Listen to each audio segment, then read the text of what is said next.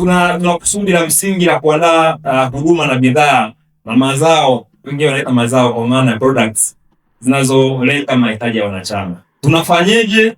Wanachama ni kuhusisha katika mnyororo mzima ule kufanya nini? Wa kuandaa zile na namna kuhusisha. Wakati fulani ni wakati wa program za elimu. Tunafanya program nyingi za elimu sisi ndugu zangu, sio hivyo?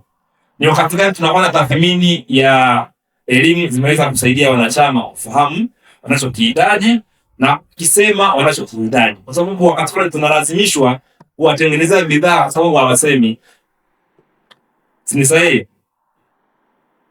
Wakati fulani tunalazimishwa kutengeneza huduma na bidhaa kwa sababu hawasemi na hatujawawezesha kusema kufanya hivyo. Kwa hiyo tunalo jukumu la msingi la kuona namna gani tunaweza tukaandaa mazao, lakini kutafuta namna nzuri ya kuwashirikisha. Huko mbele nitawaeleza wanachama wa Bandari SACCOS tunawashirikishaje ili waweze kuzifikia huduma na kutoa maoni yao.